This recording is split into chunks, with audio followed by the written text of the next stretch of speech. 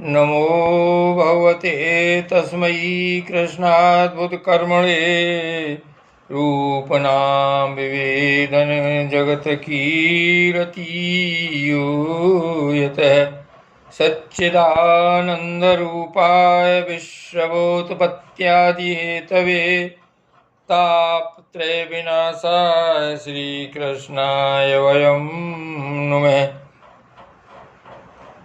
श्री गोवर्धन नाथ की जय। द्वितीय दिवस हमने सीखा कि ईश्वर से, भगवान से जुड़े रहना ही हमारा धर्म है। अब आगे का भागवत संदेश समझते हैं। धर्म माने जीवात्मा के साथ, उसके अंतःकरण के साथ, उसके शरीर के मैटर के साथ आई हुई जो स्वाभाविक शक्ति है काम करने की, उसको हम धर्म कहते हैं। अब उस धर्म में जो रुकावट पड़ती है, अड़चन आती है, उसके पालन में जो कठिनाई आती है, उसे दूर करने के लिए हमें अपने सोते हुए धर्म को जगाना पड़ता है। भागवत शास्त्र में ऐसा माना गया है कि सब भगवान के पुत्र हैं। ब्रह्मा से लेकर एक कीड़े तक और प्रकृति से लेकर एक तृण तक, ये सब की सब भगवान की संतान हैं। इसलिए भगवान की आज्ञा के सब बशवर्ती हैं और उन्हें ऐसा ही काम करना चाहिए जिससे भगवान की प्रसन्नता हो। भागवत में जिस धर्म का वर्णन है उसमें उद्देश्य की प्रधानता है। माने आप जो काम कर रहे हैं वह किस लिए कर रहे हैं, उसका उद्देश्य क्या है। सर्वात्मा भगवान सबके हृदय में रहने वाले प्रभु अंतर्यामी की प्रसन्नता के लिए हम कोई काम कर रहे हैं तो हमें यह कहना पड़ेगा कि वह किसी पोथी में लिखा है कि नहीं, उसको किसी आचार्य ने कहा है कि नहीं। हम अपने प्रभु, अपने स्वामी, अपने भगवान की प्रसन्नता के लिए यह काम कर रहे हैं। तो भागवत धर्म का रूप दूसरा हो जाता है और वह सब में होता है। आप देखें, जब श्रीमद् भागवत में वर्णन आता है कि श्री कृष्ण की बंसी ध्वनि सुनकर वृक्षों से मधुक्षरण होने लगता है, लताएं खिल उठती हैं, धरती में रोमांच हो आता है, जल का प्रभाव रुक जाता है, पक्षी शांत होकर श्रवण का आनंद लेने लगते हैं, पशु घास चरना छोड़कर और बछड़े दूध पीना छोड़कर कान खड़े करके श्री कृष्ण की बंसी ध्वनि सुनते हैं, आँखों से उन्हें देखते हैं और उनके शरीर में रोमांच होता है और वे आनंद में मगन हो जाते हैं। शरीर से जो भी काम करें, यह देखें कि यह सर्वांतर्यामी भगवान के लिए हम कर रहे हैं। माने इसमें व्यक्तिगत केवल स्वार्थ हो,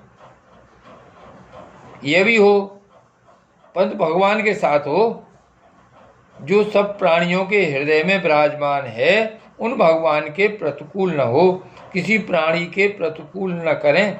सबको सुख पहुंचाने के लिए जो काम हम करेंगे वही धर्म हो जाएगा। माने इसमें झाड़ू लगाना भी सब धर्म है, क्योंकि स्वच्छता रहेगी लोगों के चलने फिरने में, सांस लेने में। इसमें घर का साफ कर रखना भी धर्म है, रसोई बनाना भी धर्म है। अच्छी रसोई बनाएंगे। इसमें चलते समय धमाधम धरती पर पाँव न रखना भी धर्म है। इसमें बिस्तर झाड़ते समय उसकी धूल किसी के ऊपर न पड़ जाए, इसमें सावधान रहना भी धर्म है। पलंग पर बैठते समय ऐसे ढंग से बैठें कि पलंग को चोट न लगे। जूता निकालें तो ऐसे निकालें कि खटपट न हो। खड़ाऊँ पहन के चलें तो किसी के कान में उसकी आवाज़ की चोट न लगे। तो धर्म का रूप यह हुआ कि हमारा जो कर्म का उद्देश्य है वह ठीक होना चाहिए।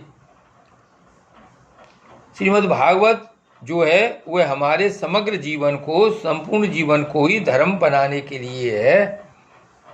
वह कहता है कि तुम्हारे हृदय में परमात्मा है, तो यदि तुम एक शरीर में रहने वाले आत्मा को दुख पहुंचाओगे तो वह दुख उस शरीर में रहने वाला आत्मा और तुम्हारा आत्मा, ये दोनों दो नहीं है, एक ही है।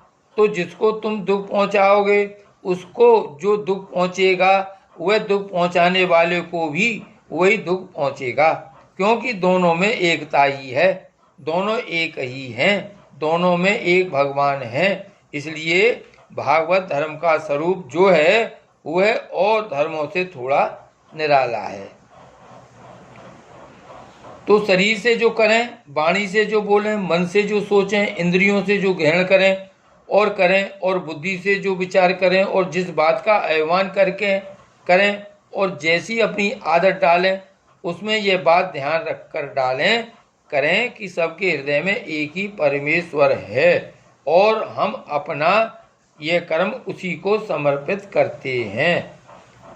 भागवत धर्म का यह स्वरूप है। भागवत धर्म का यह स्वरूप है कि इसमें करने वाला कौन है, यह विचार करने की जरूरत नहीं है।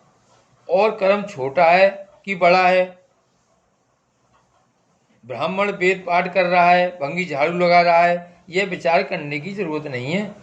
जरूरत यह है, आवश्यकता यह है कि वह कर रहा है सो परमेश्वर को ध्यान में रखकर सबका मंगल हो, सबका कल्याण हो, सबको सुख पहुंचे, इस दृष्टि से कर रहा है। तो पहले से आप संकल्प करें कि यह भगवान की सेवा के लिए है, या करते समय ध्यान में रखें कि सेवा के लिए है, या करने के बाद श्री कृष्णार्पणमस्तु बोल दें कि यह सर्वात्मा भगवान के लिए है। तो तीनों तरह से ये बात चल सकती है। पहले संकल्प करें, बीच में करते चलें या बाद में करें।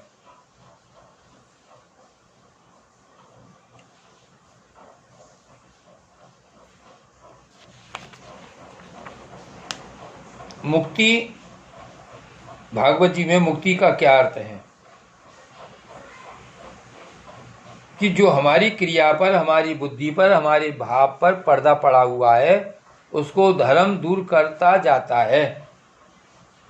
मनु स्मृति में बताया कि बीज में और गर्भ में जो मलिनता हमारे साथ जुड़ती है उसको दूर करने के लिए संस्कार की आवश्यकता होती है।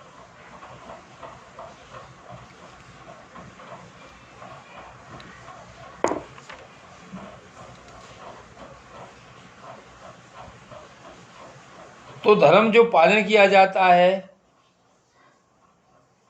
उसमें भागवत धर्म ऐसा है कि आप कहाँ जाओगे शास्त्र में ढूंढने के लिए कि हम यह काम कर सकते हैं कि नहीं, और कहाँ जाओगे ढूंढने के लिए कि यह करना ठीक है कि नहीं। आप यह देखो कि आप उसको अपने सुख और स्वार्थ के लिए कर रहे हो कि सबके हृदय में बैठे हुए जो भगवान है उनको ध्यान में रखकर सबके सुख और सबके स्वार्थ की दृष्टि से कर रहे हो। केवल अपने सुख की दृष्टि से नहीं, अपने ही स्वार्थ की दृष्टि से नहीं, बल्कि सबके हृदय में जो भगवान बैठे हुए हैं उनकी दृष्टि से। दुकानदार दुकान पर कोई माल बेचता है और अपना ही अपना फायदा देखता है, ग्राहक का फायदा नहीं देखता। इसमें ग्राहक को क्या लाभ होगा, इस पर दृष्टि नहीं जाती। बस वहीं धर्म में त्रुटि आ जाती है और ग्राहक माल लेता है और यह नहीं देखता कि इससे बनाने वाले की, बेचने वाले की जीविका चलेगी कि नहीं चलेगी। वह अपना ही सुख स्वार्थ देखता है तो वह धर्म से च्युत हो जाता है। धर्म का मतलब यह है कि परस्पर एक दूसरे को रक्षा सुरक्षा करते चलें। तो धर्म का काम है छुड़ाते जाना। किससे छुड़ाना? पाप कर्म से छुड़ाना, वासना से छुड़ाना, अभिमान से छुड़ाना, अज्ञान से छुड़ाना, यह धर्म का काम है। अब यदि कहो कि हम धर्मात्मा बन के धर्म के फल स्वरूप अर्थ का उपार्जन करते हैं, तो भागवत कहता है कि यह दृष्टिकोण ठीक नहीं है। केवल धन कमाने के लिए धर्म नहीं होता है। इसमें युक्ति क्या है, विज्ञान क्या है इसका, कि धन है एक बाहर रहने वाली चीज और धर्म है अपने हृदय में रहने वाली चीज। तो अपना हृदय अंतरंग है, अपने पास है। तो जो धन है हमारे पास, वह चाहे तिजोरी में रखें, चाहे बैंक में रखें, चाहे काम में लगावें, वह तो बाहर रहता है। वह तो इस शरीर के रहते हुए आता है और रहते हुए छूट जाता है। लेकिन धर्म तो हमारे जीवन के भीतर रहता है, वह छूटता नहीं है। तो काम और अर्थ ये दोनों पुरुषार्थ कैसे हैं? अर्थ तो 16 आने बाहर है और धन तो 16 आने बाहरी चीज है। वह हमारे कलेजे के भीतर कभी नहीं घुसता, हृदय में, जीवन में कभी प्रवेश नहीं करता।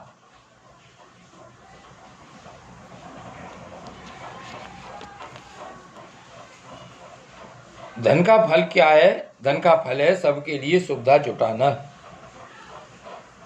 जो सबका धारण पोषण करे उसका नाम धन है, और जो दूसरों को धारण और पोषण से वंचित कर दे उसका नाम धन नहीं है। धन असल में एक ईश्वरी वस्तु है, प्राकृत वस्तु है। कैसे भी बोलो, हमें ईश्वर और प्रकृति कहने में कोई आपत्ति नहीं है। एक तात्विक वस्तु है और सबके लिए होती है, किसी खास के लिए नहीं होती है। तो धन का प्रयोजन सबका ही पालन पोषण होता है। नहीं तो धन भोग करने वाले को तो दुखी बना देता है, और यदि भोग भी न किया जाए तो वह नष्ट हो जाता है।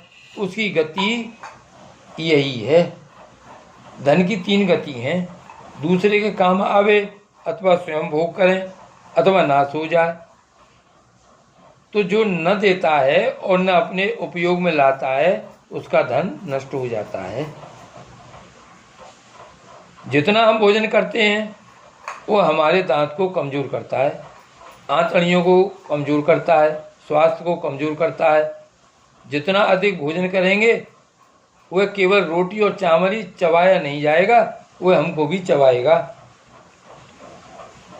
अब भागवत में यह प्रश्न उठाया कि आखिर जीने का लाभ क्या है।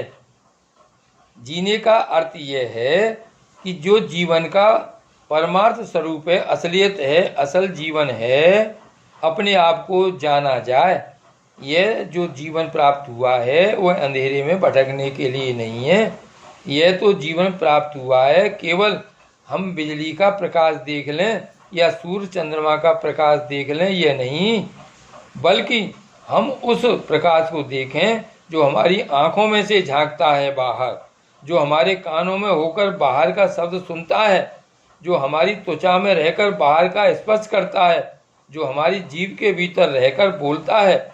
उस प्रकाश, उस शक्ति, उस ऊर्जा, उस चैतन्य का यदि हम साक्षात्कार कर लें तो एक बात तो पहले ही हो जाएगी कि मृत्यु का भय मिट जाएगा।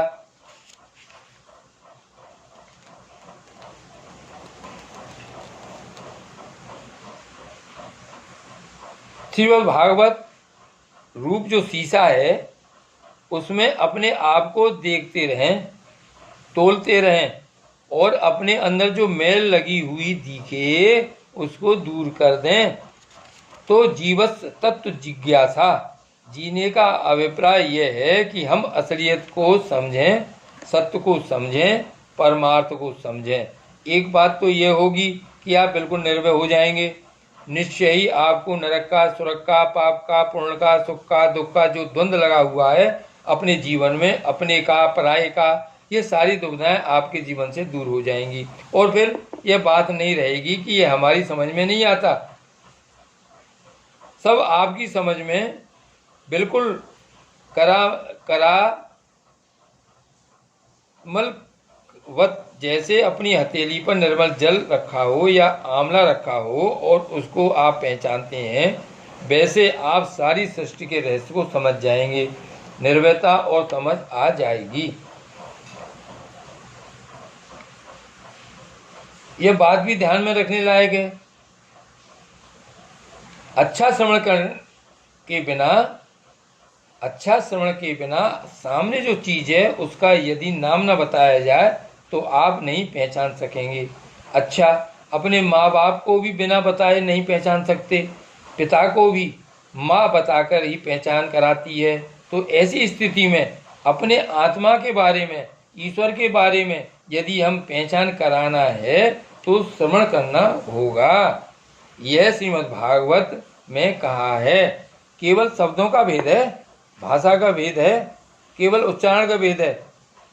तत्व ज्ञानियों से श्रवण करो कि तत्व क्या है।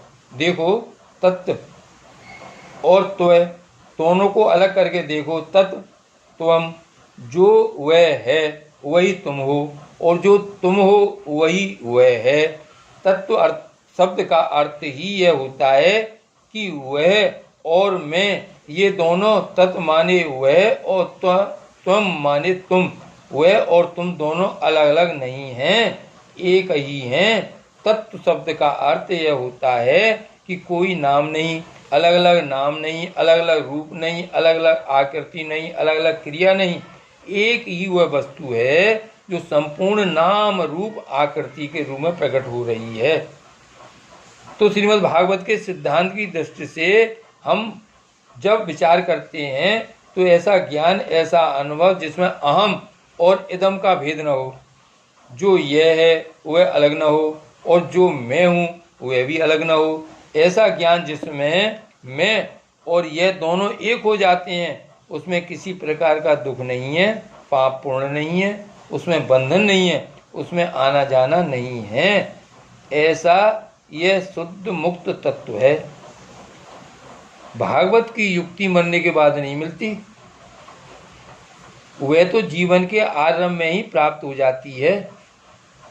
यदि श्रवण किया जाए, तत्वों का संग मिल जाए, तत्वज्ञों का संग मिल जाए और जीवन में उसका ठीक ठीक अवबोध हो जाए, अनुभव हो जाए, तो आपका जीवन इतना सुखी होगा कि उसमें दुख का लेस भी नहीं होगा।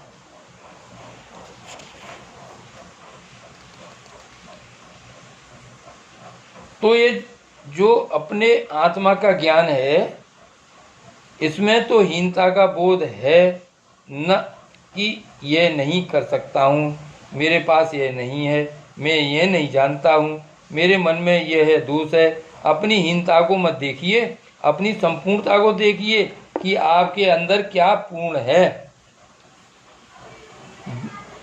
जिस पावर हाउस से, जिस ईश्वरी शक्ति से आपका संबंध है, जो आपको चेतन दे रहा है, जो आपको ऊर्जा दे रहा है, एक आग की चिंगारी में ही जैसे संपूर्ण को जलाने की शक्ति रहती है, वैसे चिद वस्तु चेतन की एक चिंगारी में भी संपूर्ण विश्व को ग्रहण करने की शक्ति रहती है, जानने की शक्ति रहती है। जैसे एक आणविक विस्फोट बहुत बड़ा विध्वंस कर सकता है, वैसे एक ही आत्मा की जो आत्मिक शक्ति है, एटमिक कहो, आत्मिक कहो, यह जो आत्मा की शक्ति है, यह संपूर्ण को ग्रहण करने की, संपूर्ण को जानने की, संपूर्ण को बदलने की, संपूर्ण को छोड़ देने की शक्ति रखती है। तो उसी तत्व का जो विज्ञान है, उसको जान लेने से जीवन की जो सच्ची कला है वह जीवन में आ जाती है। तो यह जो श्रवण है, यह श्रवण ही हमको अज्ञात वस्तु का ज्ञान देता है और सबके ज्ञाता का ज्ञान देता है, हमारी सोती हुई शक्तियों को जगाता है और अनजानी वस्तुओं को लाकर हमारे सामने खड़ा कर देता है। इसलिए श्रीमद् भागवत का श्रवण बहुत महत्वपूर्ण है। श्री गोवर्धन नाथ की जय, श्री वल्लभाधीश की जय, श्याम स्वरूप श्री यमुने महारानी की जय।